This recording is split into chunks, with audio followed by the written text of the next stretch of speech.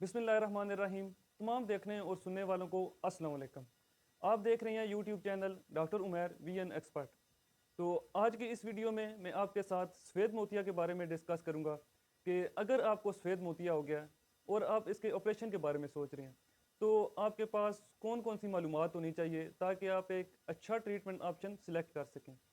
तो वीडियो की तरफ बढ़ने से पहले अगर आपने मेरे चैनल को लाइक और फॉलो नहीं किया तो अभी इसे फॉलो और लाइक करें और अपने तमाम दोस्तों के साथ शेयर करें ताकि वो अपने लिए एक अच्छा ट्रीटमेंट ऑप्शन प्लान कर सकें और अपनी डिजीज़ से रिलेटेड एक रेलिवेंट इंफॉर्मेशन इकट्ठी कर सकें। तो बढ़ते हैं अपने टॉपिक की तरफ। देखिए, सफ़ेद मोतिया को हम मेडिकल टर्म में कैटरैक्ट कहते हैं और सफ़ेद मोतिया में हमारी आंख में एक लेंस होता है जो कुदरती लेंस है। वो बढ़ती उम्र के साथ सफ़ेदी इख्तियार करना शुरू कर देता है, या कई लोग कहते हैं कि हमें जाला बनना शुरू हो गया हमारी आंख में, तो इसे हम सफ़ेद मोतिया कहते हैं।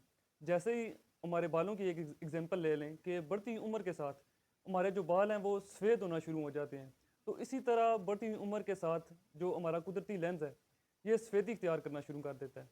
अब कई लोगों का ये 40 साल के बाद होता है, कई लोगों का 50 साल के बाद सफ़ेद होना शुरू हो जाता है और कई लोगों का ये 60 साल के बाद सफ़ेद होना शुरू हो जाता है। तो 90 टू 95% जो लोग हैं उनमें ये बढ़ती उम्र के साथ देखने को मिलता है। तो बाकी जो 5 से 10% लोग हैं, किसी को ये यंग एज में हो जाएगा या किसी को पैदाइशी सफ़ेद मोतिया होगा जिसे हम मेडिकल टर्म में कॉन्जेनिटल कैटरैक्ट कहते हैं, और कई लोगों को किसी ट्रॉमा या इंजरी की वजह से हो सकता है। एग्जांपल ले लें, अगर किसी का एक्सीडेंट हो गया और उसकी आंख में इंजरी आ गई तो उसकी वजह से भी सफ़ेद मोतिया आने के जल्दी चांसेस होते हैं। और कुछ लोगों की मेडिकल हिस्ट्री इस तरह की होती है कि अगर वो प्रीवियस पहले अगर वो ड्रग्स वगैरह यूज़ करते रहे हैं कुछ, या कुछ ऐसी मेडिसिन यूज़ करते रहे हैं, या मिसाल ले लें वो स्टेरॉइड्स यूज़ करते रहे, तो उसकी वजह से भी उन्हें जल्दी सफ़ेद मोतिया आ सकता है। और अगर कोई बहुत ज़्यादा मोबाइल फ़ोन यूज़ कर रहा है, यानी एक्सेसिव मोबाइल फ़ोन यूज़ कर रहा है, तो उसकी जो अल्ट्रा वायलेट रेज़ होती हैं या इंफ्रारेड रेज़ होती हैं, उनकी वजह से भी जल्दी सफ़ेद मोतिया आ सकता है। और कोई अगर किसी को ट्यूमर है आँख का तो उसकी वजह से भी सफ़ेद मोतिया आने के जल्दी चांसेस होते हैं।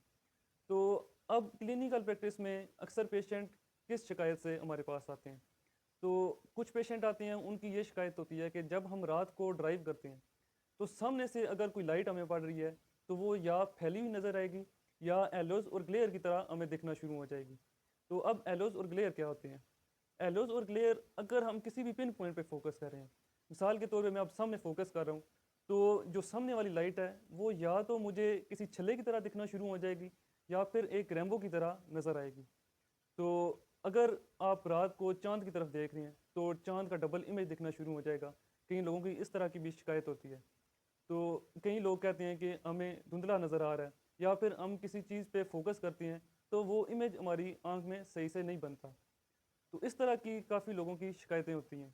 तो अब इसके ट्रीटमेंट ऑप्शन की तरफ मैं बढ़ता हूँ कि सफ़ेद मोतिया में जैसा कि मैंने बताया कि बढ़ती उम्र के साथ हमारा लेंस सफ़ेदी इख्तियार कर जाता है। तो उस लेंस को हम निकाल के एक नया आर्टिफिशियल लेंस डाल देते हैं जिसे इंट्रा ऑकुलर लेंस कहते हैं, तो वो इम्प्लांट कर देते हैं।